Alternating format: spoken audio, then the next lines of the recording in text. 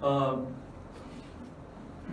양자역학이 기초가 되는 가장 중요한 것은 두 가지가 있는데, 하나는 1900년도, 딱 정확히 1900년 막스 프랑크라고 하는 독일 물리학자가 찾아낸 이 플랑크 상수라고 그러는 게 있습니다. 또 하나는 그 유명한 하이젠베르크의 불확정성 원리예요. 불확정성 원리는 많이 들어보셨을 것입니다. 내용은 잘 몰라도 이걸 먼저 설명하고 들어가야 돼요. 이것을 설명하기 위해서는 하이젠베르크 불확정성 원리가 중요하다라고 한다는 것은 그러면 확정성 원리가 있겠네 라는 것을 우리가 유추할 수 있거든요. 그게 바로 고전 역학입니다. 뉴턴 역학이에요. 우리가 교과서에서 배운 역학이에요. 과학 교과서에서. 그 과학 교과서에서 나온 확정성 원리라고 하는 것은 뭐냐면은, 예를 들어서 낙하 법칙을 설명하기 위해서, 자, 내가 돌을 던진단 말이죠. 돌을 갖고 어떤 힘을 줘서, 운동력이죠. 이거를 운동력이 어려운 말로 운동력을 줘가지고 휙 던지면은 이게 낙하 공식에 의해서 저기 떨어지는 그 위치를 정확하게 계산할 수가 있어요. 즉 운동량을 알면은 떨어진 거리, 날아간 거리를 정확하게 계산을 할 수가 있는 겁니다. 그 역순도 마찬가지예요. 돌의 무게를 알고 떨어진 거리를 알면은 내가 얼마나 힘을 던졌는지를 역순으로 계산을 할 수가 있어요. 이것을 결정론이다라고 이야기를 해요. 결정론. 왜? 결정론에는 어마어마한 의미가 아니라 내가 초기값 어떤 100이란 만큼 힘을 주고 던졌으면 150이라고 하는 결과값이 결정적으로 나온다라는 거예요. 이게 바로 뉴턴의 운동 방정식이고, 그래서 결정론이라는 말 대신에 확정성이라고 말을 할 수가 있는데, 하이젠베르크는 이게 맞긴 맞는데 미시 세계로 들어가면은, 이 지금 돌은 거시 세계잖아요. 거시 세계의 그러한 사물이 아니라 점점 더 들어가서 세포로 들어가서 분자를 더 들어가서 원자 세계로 들어가. 원자 세계를, 원자를 구성하고 있는 원자, 핵, 전자로 들어가면은 지금 뉴턴의 낙하 법칙과 같은 공식이 맞지 않는다라는 것입니다.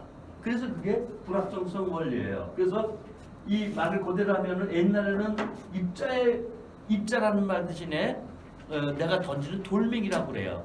돌멩이의 위치를 정확히 측정하면은 그 운동량을 정확히 측정할 수 있고, 그 돌멩이를 던진 힘을 알면은 그 낙하 위치값을 알 수가 있는데, 불확정성 원리라는 것은 이제 돌멩이라는 말 대신에 소립자라고 쳐요.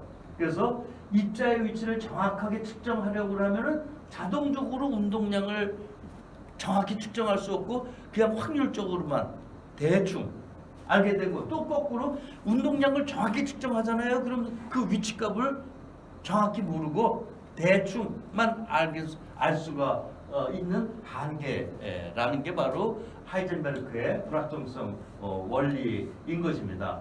이 하이젠베르크의 불확정성 원리는 1920년대 초반에 나온 건데, 이것도 다 1900년도 막스 프랑크가 찾아낸 이 H라고 하는 플랑크 상수에 의존해 있는 것입니다.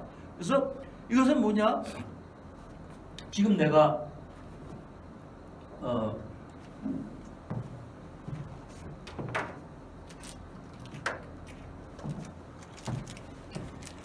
이 사탕의 위치를 파악하려고 그러면 어떻게 하냐면 빛을 쏴야죠.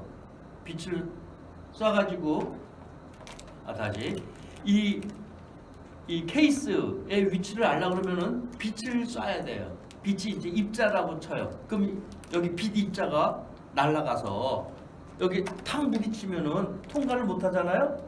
그럼 통과 못한 데는 검게 나오고, 여기 통과한 데는 허옇게 나와가지고 이 모양이 인식이 된단 말이죠. 이거보다 더 쉽게 설명할 수는 없어요. 이게 빛이에요. 그리고 이게 보통 우리가 보는 물체. 그럼 탁 부딪히면 여기 부딪히고 여기 부딪히고 부딪히는 다 꺼먹고 통과한 데는 허옇고 꺼먹다라는 말도 정확하지 않은 말이에요. 예? 그래서 이 물체가 여기 있다. 그리고 이 물체는 이런 모양이다라는 것을 알 수가 있단 말이죠. 이게 보통 우리가 말하는 이제 지각을 사물 지각이에요. 그런데 거꾸로 우리가 보려고 하는 지각하려고 하는 대상이 요만하고 빛의 크기가 이만해. 이만하면은 이게 가는데 이렇게 하면 어디 부딪히고 하는 데가 빛이 더 크니까 빛의 입자가 더 크니까 이게 모호해지는 거예요. 이게 위치가 어디 있는지. 예?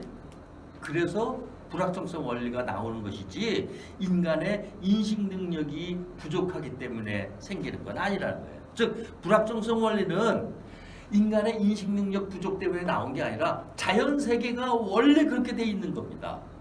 이게 굉장히 중요한 거예요. 그런 아이디어를 플랑크가 먼저 찾아내고 그걸 구체화한 게 하이젠베르크인 거예요. 자, 이제부터 조금만 더 어렵게 중학교 2학년 교과서에서 나오는 건 요즘은 초등학교 교과서에서도 나오더라고요. 자, 여러분의 자존심을 위해서 중학교 교과서에 나온다고 쳐요. 그러면은 전자궤도라는 게 있어요. 여기 핵이 있고 전자궤도가 이렇게 돌아가고 여기 이제 전자가 돌고 있죠. 이건 행성궤도라고 그러는데 실제는 이렇지는 않단 말이죠. 전자라는 것은 여기 딱 집어서 존재하는 게 아니거든요. 이건 이제 중심이고 핵이에요, 원자예요.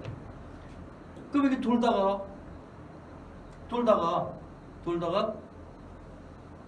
여기 이걸 궤도라고 그러는데 궤도 1번, 궤도 2번, 궤도 3번. 그래서 궤도 3번에서 궤도 2번으로 툭 떨어지면은 에너지가 엄청 방출되거든요. 그러면은 이게 툭 떨어지지는 않죠. 자연계에서는 이런 일이 별로 없습니다. 그렇지만 우리가 지금 에너지원으로 쓰는 무시무시한 원자핵 발전하는 그 대상, 핵 발전은 바로 이런 것들을 이용을 한 거거든요. 이런 걸 통해서 뭐 등등 여러 가지 이용하는 게 있지만, 그래서 이 궤도 2번에 있는 전자와 궤도 3번에 있는 전자가 확 떨어지지 그 사이에 연속적으로 떨어지질 않아요. 그래서 이 궤도 2번에 있는 전자와 궤도 3번에 있는 전자의 에너지 값이 불연속적입니다. 연속적이지 않고 한 번에 확 떨어져요. 이거는 요 사이에 중간값을 알 수가 없는 거예요. 그래서 중간값 때문에 바로 불확정한 겁니다. 중간값. 아주 미시세계를 얘기를 하는 거겠죠. 그래서 요 중간값이 없는 이 불연속적인 이 점핑하는 에너지가 바로 H만큼 있다라는 거예요. H만큼. 그래서 저기 마이너스 34승 수준의 값입니다. 이게 이제 막스 프랑크가 찾아낸 거예요. 이게 저는 아인슈타인이나 무슨 양자역학이 어떻다 뭐 등등보다 저는 20세기, 19세기에서 20세기에 21세기까지 최고의 과학적인 성과라고 저는 개인적으로 생각을 해요. 자, 그래서 이제 이 정도면은 양자역학으로 들어가도 돼요.